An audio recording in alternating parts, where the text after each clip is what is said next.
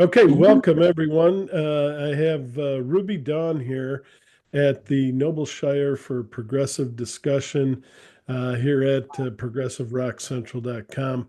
They're here to talk about their brand new album, Blood on Water, which was just released, if I'm not mistaken, on the 1st of November. And so they're going to be talking about that. And please welcome the members of Ruby Dunn. I'm going to let them go around the room here and do that. But thank you all for taking time out of your busy day to come here and talk with us. Let's go, ladies first.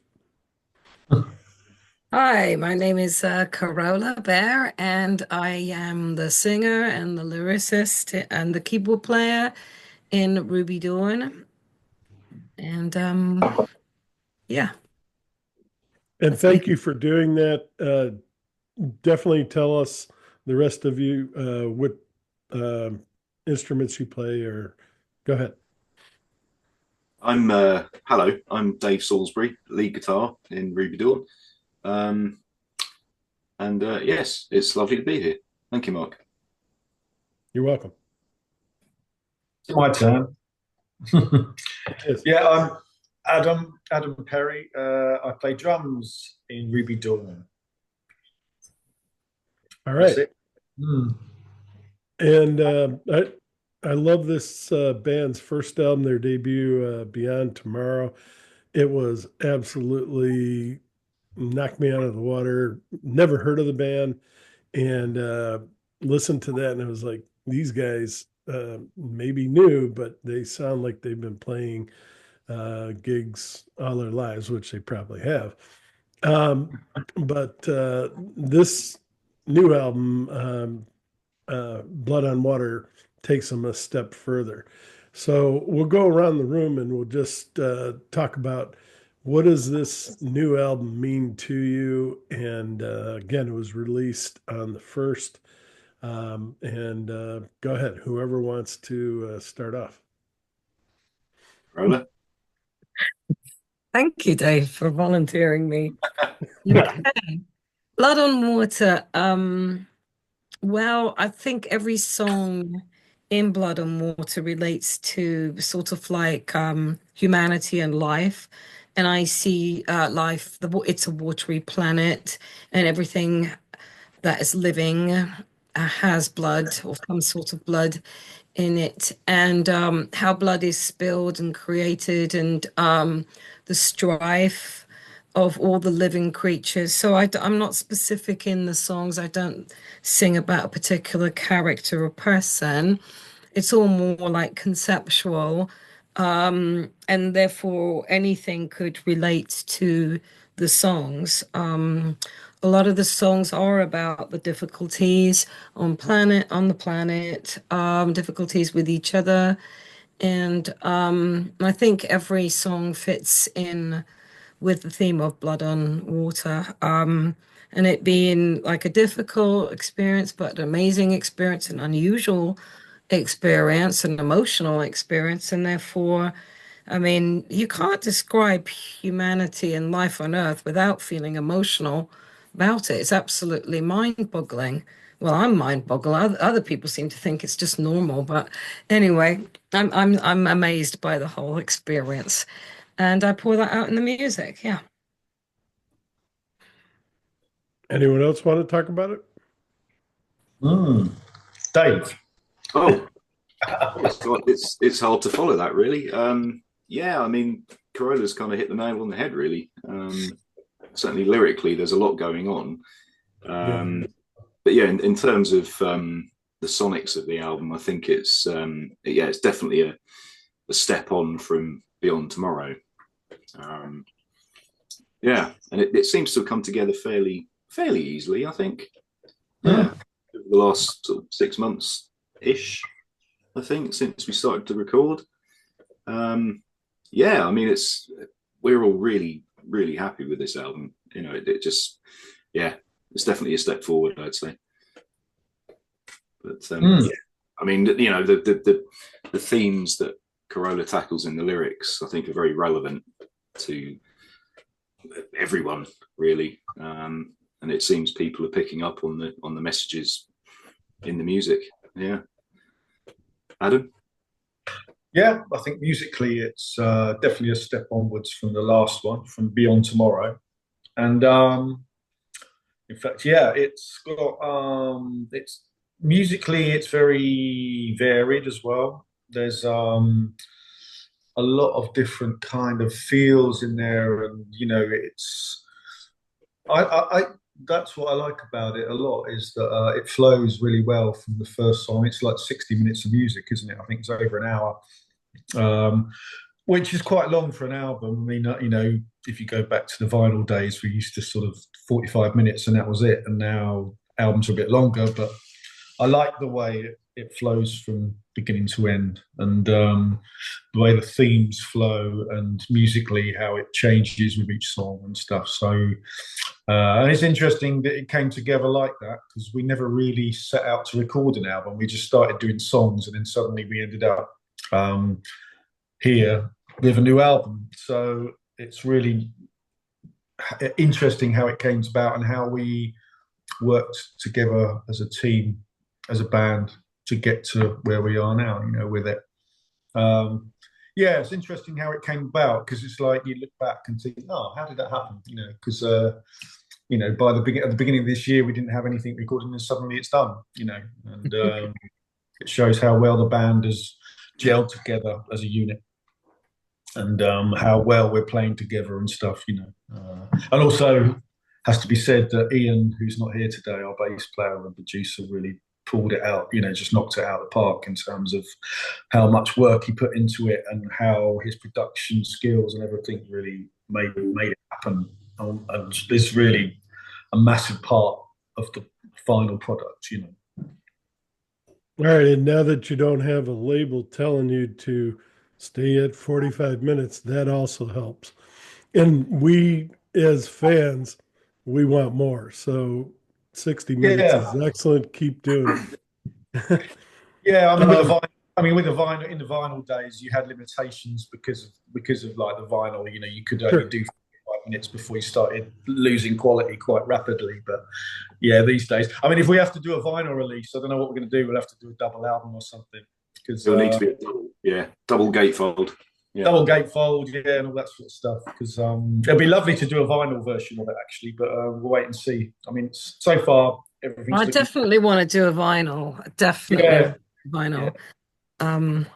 But yeah, I just need to say some words for Ian, because he's not here. Ian Turner is our bass player, but he's more than that. Well, I'm a visionary, but he's got vision as well. And he had definitely, as he said, he had a vision for the album. And, we sort of just joined in with that vision. But he did work tirelessly. He did all the recording, and he read a lot of emails and long emails from me describing bits of the music that I wanted changing and things. And he was just as patient as a god, and just as able as anything. So yeah, he definitely was a huge thing that helped to make this album happen, because I know I've worked with Dave for quite long, and we would sort of tweak till Kingdom Come probably, and never release anything, because we'll just like keep tweaking. And Ian's like, that's it, we're doing it, and he put it out. And it's sometimes you need that, for someone to do that for you. Yeah, Ian, I think patient.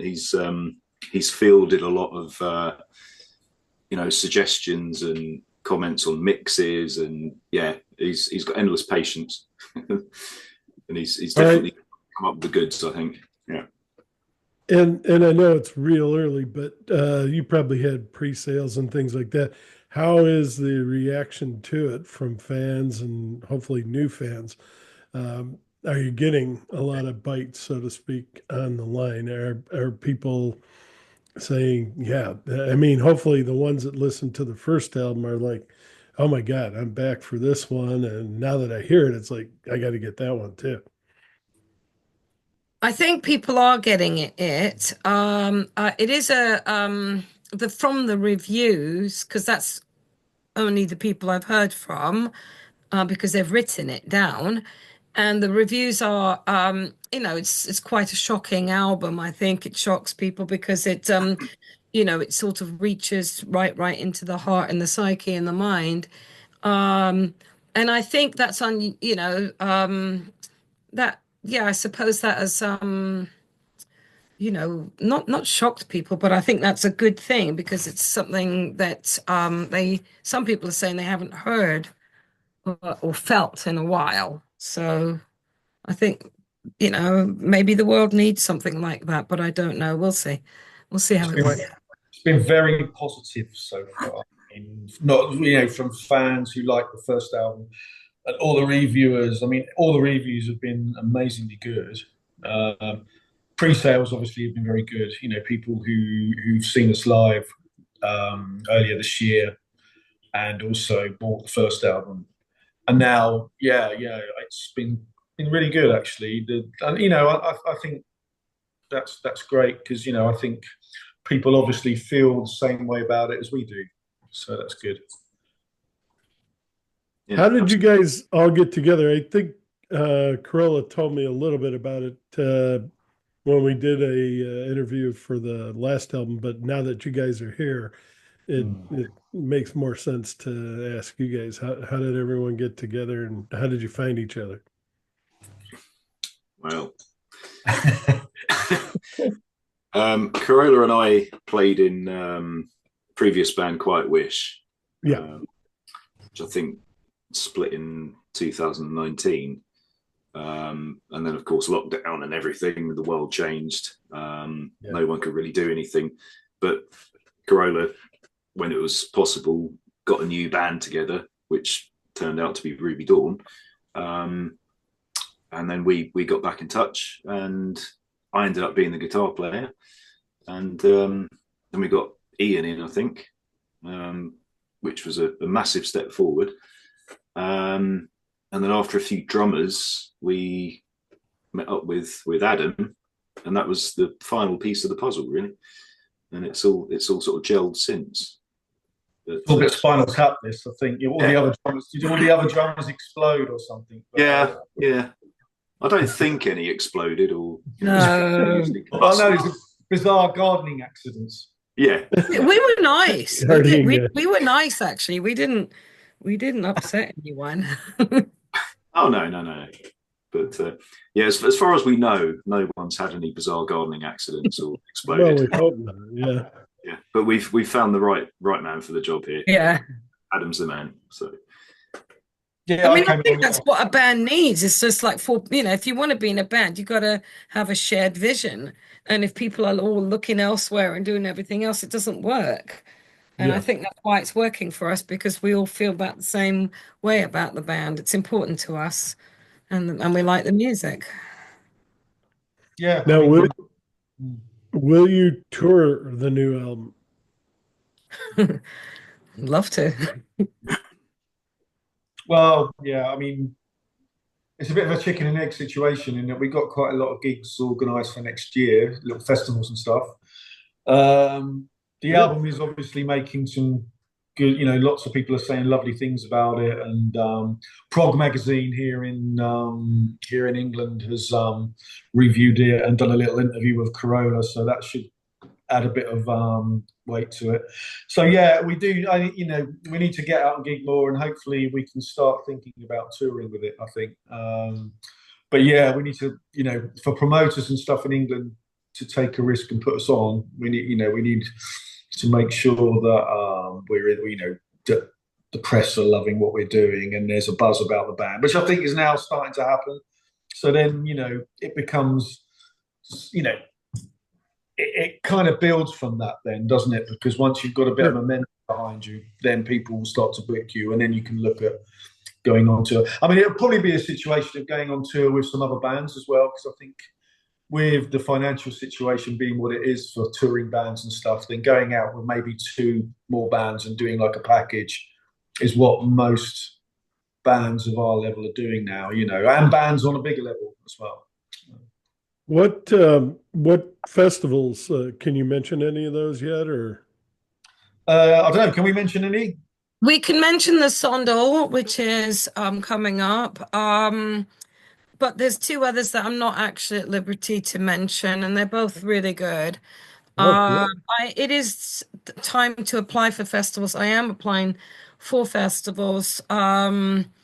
And I just think, to be honest with you, if we could just get one decent festival, which I'm hoping we will get next year, and there's a decent audience there, I think word will spread really fast, Yeah. because it's always like that. Every time we play, we pick up like tons of fans, and we just need more gigs. But getting gigs is always like difficult.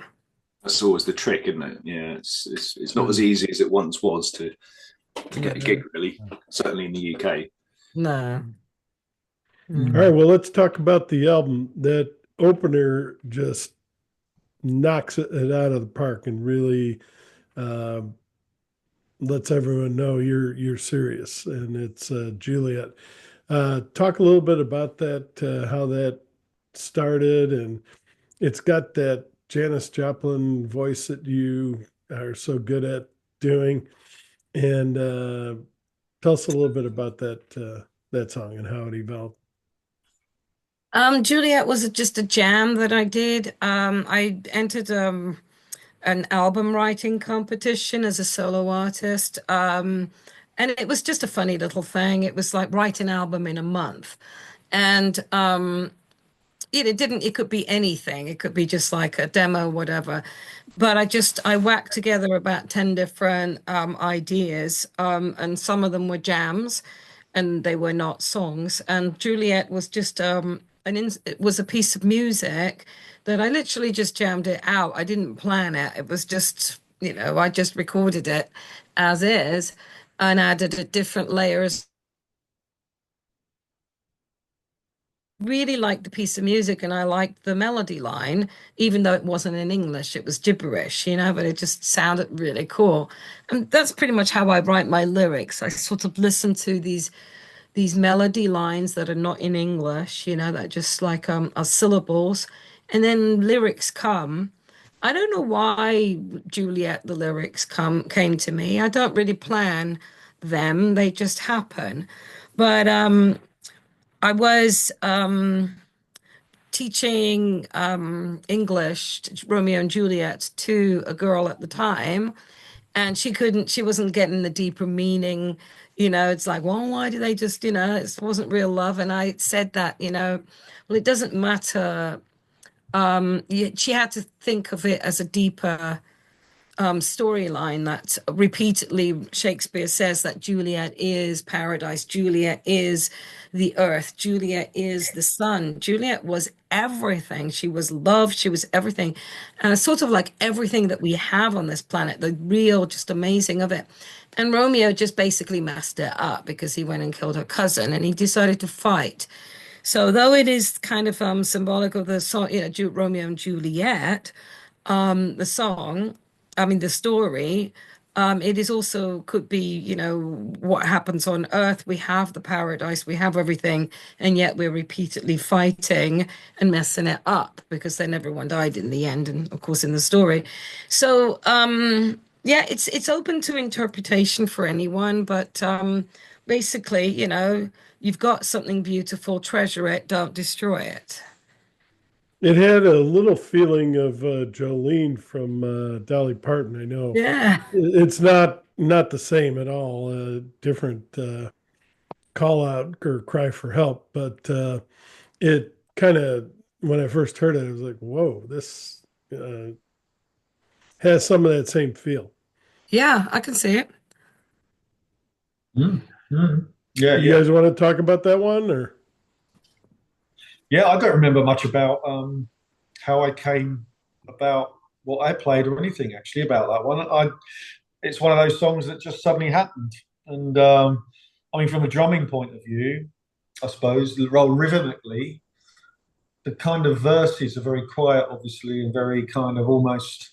I almost imagined a bit like sort of Riders on the Storm or something, that kind of oh yeah, you know, Definitely, definitely.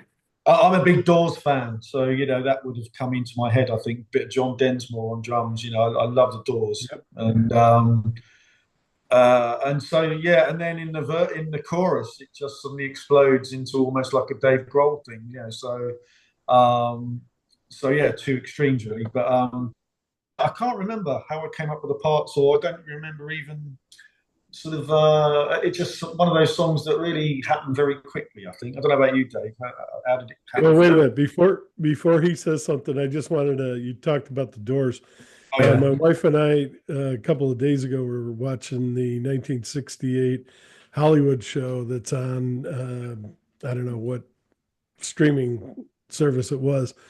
And it was like, this is going to be so fantastic. When he started, he tells everyone, turn down the lights. We're going to do, he didn't say that, but the end.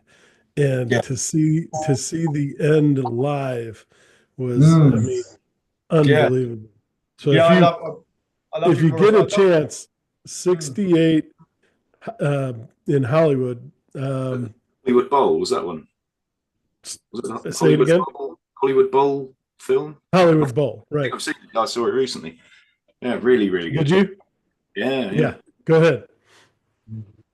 Oh yeah. Yeah, I loved his voice, Jim Morrison. I thought obviously he was known for his lyrics and all that, but I thought he had a very soulful voice and a very bluesy.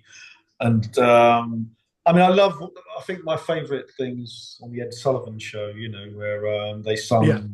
they did "Light My Fire," and he was told not to sing "Girl, We Yeah. Couldn't Get Higher." And what did he do? He just sung it, and you can see the guitar player Robbie Krieger just sort of turn around and laugh, and think, yeah, that's cool. But anyway, yeah, sorry, I'm Yeah, diverting. but no, yeah, and one last thing, you could almost sense because I've read a lot about him. I'm definitely a Doors fan, but you could sense both Krieger and Manzanera kind of looking like, is he going to actually finish this thing, or Yeah, because a lot of times he would walk away, he'd fall down, depending on how much he drank. It's like, is he going to actually finish this thing? And I kept thinking, is he going to finish this thing? amazing. Yeah. And you could kind of see the tension that they were having.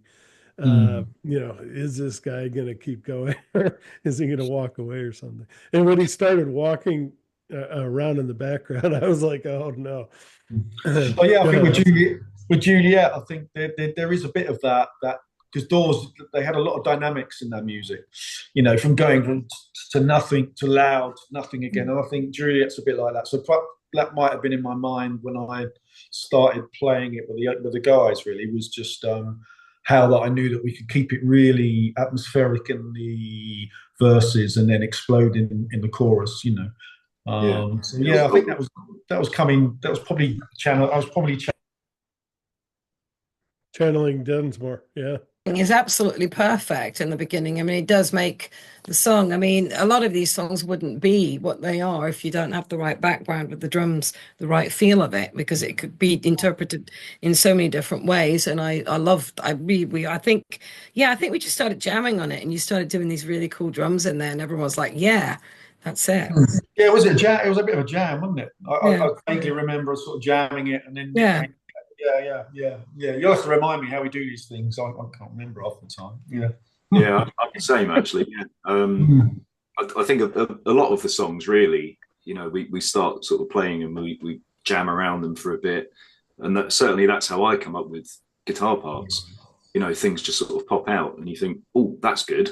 I'll keep that. Or if you can remember what you played. Well, that's why Ian records all our sessions, and he Exactly. sends the sessions to us, and Yeah. we listen to them. And that's how I sort of edit the songs. And, we all edit the songs that way by listening back to what we did and then keeping what we like, get rid of what we don't. Exactly.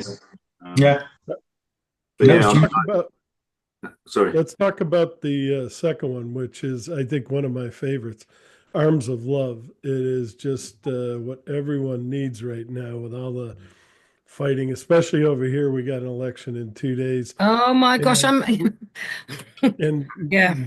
boy, do we need, some love being spread, Yep. and especially in the Middle East and Ukraine. we definitely. So tell us about that song and how you were inspired, and just a brilliant song. But go ahead. It's lovely to hear, which songs people like. So, that was probably, again, it was another one of mine, that I was just playing with. I didn't have a band to play the song. I played it solo for a few years. Um, Probably, I think I wrote that one in 2019, just as Quiet Wish. My old band was breaking up. Um, and I think, yeah. And then, but I let it rest on the back burner and I'd pull it out and it needed something. And then in the end, yeah, the band did something with it. And I just absolutely love, um, how it came out. That one, I need to say what happened, what Ian did is that I just had gone there with these ideas and I just played Arms of Love on the piano and he put it in MIDI with a beat. And then he literally took what I did, the piano and the melody and the singing, and he developed a song around it and we just kept developing it and developing it and developing and we added drums and then guitar and everything, and that's how it evolved. Mm. From a skeleton. It was Speaking of another one that we sort of jammed for a while. But yeah, it was definitely Ian and his perseverance with it that developed the track as it is on the album. Yeah. Mm. Yeah. Yeah, we're going to have to learn how to play that one live because it was it's one of those songs that was It's easy. Yeah, but we've never done it live. It wasn't a song that was developed in a live concert or anything. So yeah, we do need to think about doing that one live because it will be a good song to do. Yeah. Yes. Oh Knowing what we actually played on the track. Can't leave that one out of the set. Yeah. Yeah. Mm. I'm sorry, Dave, you were going to say something? Oh, No. sorry. Yeah. I think we'll have to go back to that one and figure out what we played. There's a lot going on that one. But obviously a lot of it is orchestral stuff that Ian added and all these lovely layers of lush sound. Excuse me. But yeah, we've not played it live yet. So I'm sure we will, though. Yeah, definitely. We'll definitely pull that one out of the hat. We've jammed on it and it sounded perfect when we jam on it. So I don't see any issue with playing that one live at all. Oh, no, definitely not. But I think a lot of the material is it can be sort of fluid as well. Yeah. You know, it's nice to be able to play things live and not be strictly what's on the record. I think that's what we do best. That's what we do, yeah. Yeah. And I think Well, that's the example. the next song, Corolla sent me early version, I think, of Alice Come Home last year. And it has evolved, I think, but you tell me if I'm wrong. But just, I thought that was going to be the whole theme and things change, But talk a little bit about that one. It's another one of the best songs on the album. Alice was, we kind of released that as a single on all the streaming platforms and everything. The new version, the album versions, pretty much we didn't do anything to the playing. It's pretty much the same parts, but we remixed it, maybe tweaked the levels a little bit. So it's changed sonically, but as a song. Now here's another one I can't remember. How did we do this one? I can't remember. All right, this was amazing. Hang on a minute. Yeah, this was a jam. This was a jam. It was with Easy Feels and Alice Come Home. We did those two as a jam. I think it was just before I went to America, and I wanted something to work on while I was in the States and away from my musical equipment. And I think we jammed on those two, and I took those ones away. And they were both of them relatively easy to write because I think the jams were so good.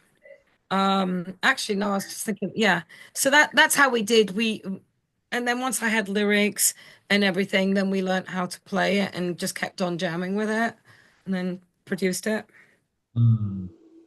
Yeah, this one we have played live quite a few times, Yeah. and actually, we probably enjoy playing this one live a lot because in fact, we've been opening gigs with it because it's one of those songs you can come in and it's a great opening song for the beginning of the gig.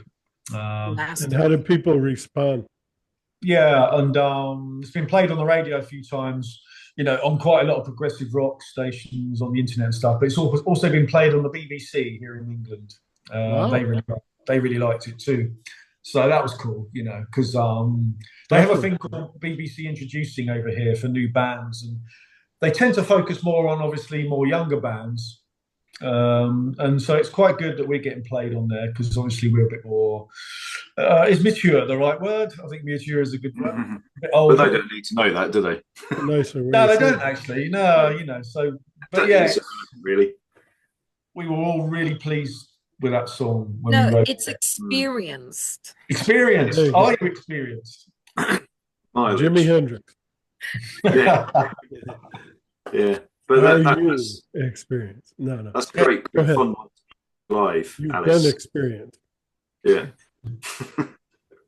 Yeah. Alice is always good fun live, and Juliet as well. You can get your teeth into them, Yeah.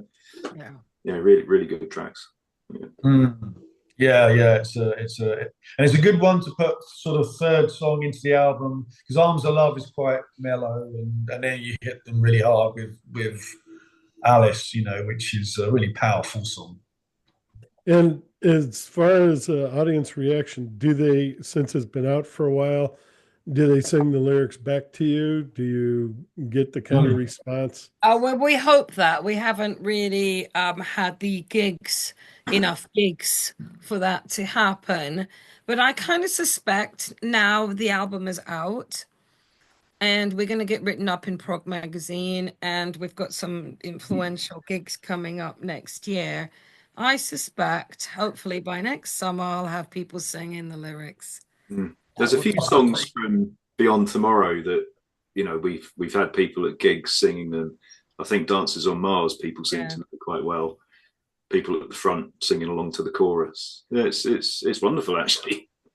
That's got to be an incredible feeling. It's like I made something and somebody really appreciates it, but they appreciate it so much they're giving it back to me. And yeah, that really as an artist, that's got to be incredible.